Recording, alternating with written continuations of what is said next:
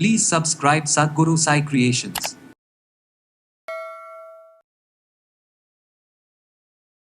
சர்க்கரை நோய் இருக்கிறவங்க ஒரு சிலருக்கு திடீர்னு சர்க்கரை அளவு அதிகமாகுது. இது என்ன காரணத்தினால இருக்கும்? நான் ஒரு 2 டேஸ்க்கு முன்னாடி தாங்க டெஸ்ட் எடுத்து பார்த்தேன். இவ்வளோ அளவு தான் இருந்தது. பட் இப்போது இவ்வளோ அதிகமாக ஒரு 400க்கு மேலே காட்டுது, எப்படின்னு தெரியல. உடனே எனக்கு என்ன நடந்துச்சு?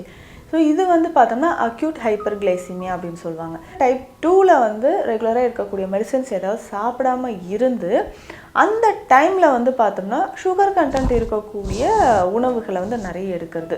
ஸோ அந்த ஹை கிளைசிமிக் இண்டெக்ஸ் இருக்கக்கூடிய உணவுகளை எடுத்துட்டோம், இல்லை ஸ்வீட்ஸ் தெரியாமல் சாப்பிட்டுட்டோம்.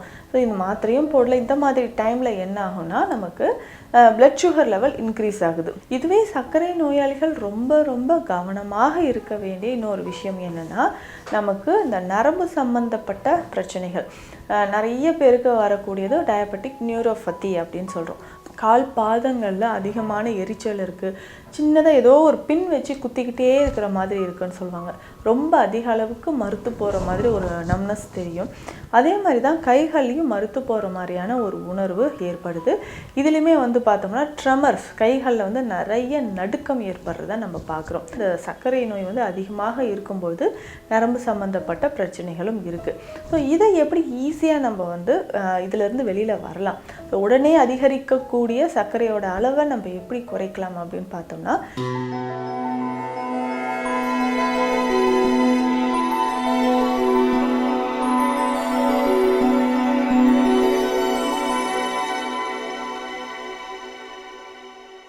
சத்குரு சாய் கிரியேஷன் வியூவர்ஸ் அனைவருக்கும் வணக்கம். நான் டாக்டர் நித்யா, சித்தா ஃபிசிஷியன். சர்க்கரை நோய் தொடர்பாக நிறைய டவுட்ஸ் கமெண்ட்ஸில் சொல்லியிருந்தீங்க. இதில் முக்கியமாக பார்த்தோம்னா, சர்க்கரை நோய் இருக்கிறவங்க ஒரு சிலருக்கு திடீர்னு சர்க்கரை அளவு அதிகமாகுது. இது என்ன காரணத்தினால இருக்கும்? சர்க்கரையோட அளவு, அதாவது ஹைப்பர்கிளைசிமியா நம்ம சொல்கிறோம். பட் இது நான் ஒரு 2 டேஸ்க்கு முன்னாடி தாங்க டெஸ்ட் எடுத்து பார்த்தேன். இவ்வளோ அளவு தான் இருந்தது. பட் இப்போது இவ்வளோ அதிகமாக ஒரு 400க்கு மேலே காட்டுது, எப்படின்னு தெரியல. உடனே எனக்கு என்ன நடந்துச்சு? ஸோ இது பார்த்தோம்னா அக்யூட் ஹைப்பர்கிளைசிமியா அப்படின்னு சொல்லுவாங்க. ஒரு சிலருக்கு ஃபாஸ்டிங் பிளட் சுகர் மட்டும் அதிகமாக இருந்துக்கிட்டே இருக்கும். ஸோ இதற்கு என்னென்னா, ஸோ எவ்ரி மந்த் நான் செக் பண்ணும்போதும் ஃபாஸ்டிங்கில் செக் பண்ணுறேன், எனக்கு அதிகமாக இருக்குது. ஆனால் இது ஆஃப்டர் நம்ம ஃபுட்டெல்லாம் எடுத்துகிட்டு போஸ்ட் பிராண்டியில் செக் பண்ணும்போது ஓரளவுக்கு நார்மலில் இருக்குங்க. அப்போது ஃபாஸ்டிங் தான் ரொம்ப அதிகமாக இருக்குது அப்படின்னு சொல்லுவாங்க. இதற்குமே நிறைய காரணங்கள் இருக்குது. இப்போ நம்ம உடலில் சர்க்கரை நோயை பொறுத்த வரைக்கும் சில விஷயங்கள் ஃபாலோ பண்ணலாம். ஏதாவது இப்போ டைப் 1 இருக்காங்க அப்படின்னா, அவங்களுக்கு திடீர்னு நமக்கு சர்க்கரையோட அளவு அதிகரிக்குதுன்னா, ஏதாவது ஒரு வேளையில் நம்ம இன்சுலின் கண்டிப்பாக எடுக்க மறந்துருக்கலாம்.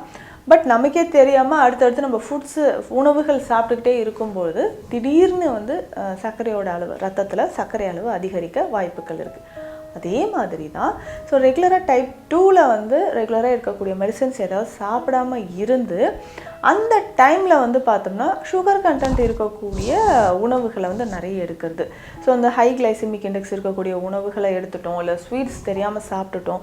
ஸோ இந்த மாத்திரையும் போடல. இந்த மாதிரி டைமில் என்ன ஆகும்னா நமக்கு பிளட் சுகர் லெவல் இன்க்ரீஸ் ஆகுது. ஸோ இதை தான் டக்குன்னு நமக்கு இன்க்ரீஸ் ஆகக்கூடிய அக்யூட் ஹைப்பர்கிளைசிமியா அப்படின்னு சொல்லுவாங்க.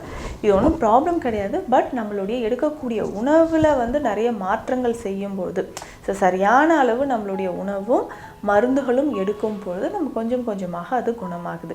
இதுவே சர்க்கரை நோயாளிகள் ரொம்ப ரொம்ப கவனமாக இருக்க வேண்டிய இன்னொரு விஷயம் என்னென்னா, நமக்கு இந்த நரம்பு சம்பந்தப்பட்ட பிரச்சனைகள் நிறைய பேருக்கு வரக்கூடியது டயபெட்டிக் நியூரோபதி அப்படின்னு சொல்கிறோம். நியூரான்ஸ் நம்ம கால்களில் இருக்கக்கூடிய நர்வ்ஸ் அஃபெக்ட் ஆகக்கூடியது தான். ஸோ நிறைய பேருக்கு சொல்லுவாங்க, இந்த சுகர் இருக்கிறதுனால ஓகேங்க கிட்னி அஃபெக்ட் ஆகுது, கண்கள் பாதிப்பு ஏற்படுது, நிறைய ப்ராப்ளம்ஸ் இருந்தாலும் முதல்ல நமக்கு அஃபெக்ட் ஆகிறது நரம்புகள் தான். கால் பாதங்களில் அதிகமான எரிச்சல் இருக்குது, சின்னதாக ஏதோ ஒரு பின் வச்சு குத்திக்கிட்டே இருக்கிற மாதிரி இருக்குன்னு சொல்லுவாங்க. ரொம்ப அதிக அளவுக்கு மறுத்து போகிற மாதிரி ஒரு நம்னஸ் தெரியும். அதே மாதிரி தான் கைகள்லையும் மறுத்து போகிற மாதிரியான ஒரு உணர்வு ஏற்படுது. இதுலேயுமே பார்த்தோம்னா ட்ரெமர்ஸ், கைகளில் நிறைய நடுக்கம் ஏற்படுறத நம்ம பார்க்குறோம். ஸோ இந்த மாதிரி நடுக்கம் ஏற்பட்டு நம்ம நரம்புகளில் பாதிப்பு இருந்தால் இந்த சர்க்கரை நோய் அதிகமாக இருக்கும்போது நரம்பு சம்மந்தப்பட்ட பிரச்சனைகளும் இருக்குது. ஸோ இதை எப்படி ஈஸியாக நம்ம இதிலேருந்து வெளியில் வரலாம்? ஸோ உடனே அதிகரிக்கக்கூடிய சர்க்கரையோட அளவை நம்ம எப்படி குறைக்கலாம் அப்படின்னு பார்த்தோம்னா, ஸோ நம்ம வந்து அதிகமாக ஸ்வீட் சாப்பிட்டுட்ருக்கோம்னா அதை வந்து அவாய்ட் பண்ணிக்கணும். ஸோ ஸ்வீட் அப்படின்னு சொல்லும்போது இனிப்பு சார்ந்து இருக்கக்கூடிய உணவுகள் இல்லைங்க, நான் கருப்பட்டி சாப்பிட்டேன், தேன் சாப்பிட்டேன், எதுவாக இருந்தாலும் அதே மாதிரி இனிப்பு சுவை இருக்கக்கூடிய பழ வகைகள் நம்மளுடைய சுகரை வந்து ரொம்ப ஈஸியாக இன்க்ரீஸ் பண்ணிடும். ரொம்ப ஸ்வீட்டாக இருக்கக்கூடிய அந்த ஃப்ரூட்ஸ் எடுக்கும்பொழுது நம்ம பிளட்டில் வந்து ரொம்ப ஈஸியாக வந்து அது பிளட் சுகரை இன்க்ரீஸ் பண்ணுது.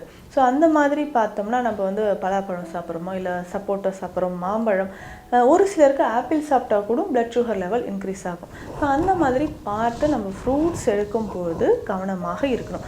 ஒரு சிலர் என்னென்னா இரவு நேரத்தில் முழுவதுமே வந்து நான் ஃப்ரூட்ஸ் மட்டுமே சாப்பிட்றேன் அப்படின்னு சொல்லுவாங்க. ஸோ அந்த மாதிரி சாப்பிட்டிங்கனாலும் ரொம்ப ரொம்ப கவனமாக இருக்கணும். ஏன்னா நம்ம வந்து ஸ்வீட்ஸ் இருக்கக்கூடிய பழ வகைகள், அந்த வாழை இந்த மாதிரி பழங்களை சாப்பிட்டுட்டு இரவு உறக்கத்தின் போது நமக்கு வந்து சுகர் லெவல் இன்க்ரீஸ் ஆகலாம். இதிலே நிறைய பேர் கேட்குற டவுட்டு, வாழை வந்து நம்ம சர்க்கரை நோயாளிகள் சாப்பிடலாமான்னா சாப்பிடலாம். அதுக்கு நேரம் அப்படின்றது இருக்குது. ஸோ மதியம் ஒரு 3-4 மணிக்குள்ளேயே நம்ம வந்து என்ன பண்ணலாம்னா இந்த வாழை ஏதாவது நம்ம சாப்பிட்றோன்னா சின்ன சைஸில் இருக்கிற வாழை, ஏலக்கியோ, கற்பூரவள்ளி, பேயன் வாழை, இந்த மாதிரி சின்ன சைஸில் இருக்கக்கூடிய வாழையை நம்ம சாப்பிட்டுக்கலாம்.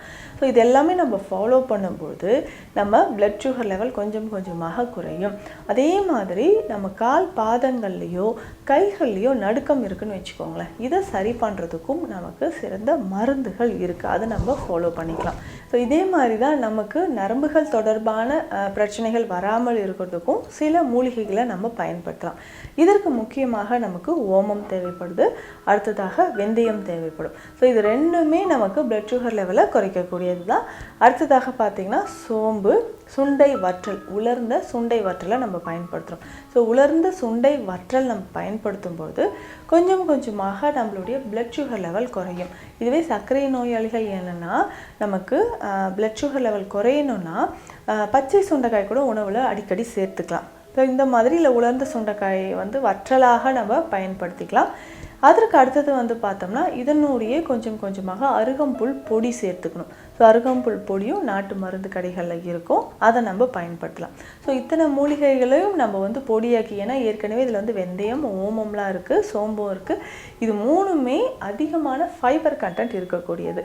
அப்போது ஈஸியாக நமக்கு சர்க்கரை நோயை குணப்படுத்துவதற்கு நமக்கு இது மூணும் பயன்படுது.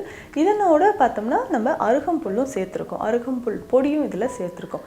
ஸோ அந்த மாதிரி நம்ம அருகம்புல் பொடியை நம்ம பயன்படுத்தும் போது கொஞ்சம் கொஞ்சமாக நமக்கு வந்து நல்ல முன்னேற்றம் அப்படின்றது கிடைக்கும். ஸோ இது எப்படிங்க பயன்படுத்தலாம் அப்படின்னு கேட்டிங்கன்னா, எல்லா பொடியும் ஒன்று சேர்த்து நம்ம வந்து ஒரு சின்ன எல்லாத்தையுமே மிக்ஸ் பண்ணி ஒரு சின்ன கண்டெய்னரில் வந்து போட்டு வச்சுக்கணும். ஸோ 1/2 ஸ்பூன் எடுத்து வெந்நீரில் கலந்து நம்ம குடிக்கணும். ஸோ இந்த மாதிரி குடிக்கும் பொழுது நம்ம உடலில் இருக்கக்கூடிய கொஞ்சம் கொஞ்சமாக இருக்கக்கூடிய டாக்ஸின்ஸ் ரிமூவ் ஆகுது, சர்க்கரையோட அளவு நமக்கு பேலன்ஸ் ஆகும். அதே மாதிரி நரம்பு சம்பந்தப்பட்டு இருக்கக்கூடிய கை கால் நடுக்கம், கால் பாதை எரிச்சல், இது எல்லாமே சரியாகிறதுக்கு நமக்கு இது ரொம்ப ரொம்ப யூஸ்ஃபுல்லாக இருக்கும். இதை நம்ம ஃபாலோ பண்ணும்போது இது ஒரு 20 நாளைக்கு ஒரு முறை நம்ம பிளட் டெஸ்ட் எடுத்து பார்த்துடணும். ஸோ 20 நாட்களுக்கு ஒரு முறை நம்ம பிளட் டெஸ்ட் எடுத்து பார்க்கும்போது கொஞ்சம் கொஞ்சமாக நம்ம ரத்தத்தில் இருக்கக்கூடிய சர்க்கரை அளவு குறைய ஆரம்பிக்கும். அதே மாதிரி போதுமான அளவுக்கு நம்ம வந்து உடற்பயிற்சி ரொம்ப ரொம்ப அவசியம். ஸோ உடற்பயிற்சி செய்யும்போதும் கரெக்டாக நம்மளுடைய வெயிட்டை மெயின்டைன் பண்ணும்போதும் சர்க்கரை அளவு கொஞ்சம் கொஞ்சமாக குறைய ஆரம்பிக்கும். ஸோ உடலில் வந்து பழைய தெம்பு அப்படின்னு சொல்கிறோம் இல்லைங்களா, ஸ்டாமினா, அது வந்து வர ஆரம்பிக்கும். ஸோ இந்த பதிவு உங்களுக்கு பயனுள்ளதாக இருக்கும்னு நம்புகிறேன். மீண்டும் அடுத்த பதிவில் சந்திக்கலாம். நன்றி.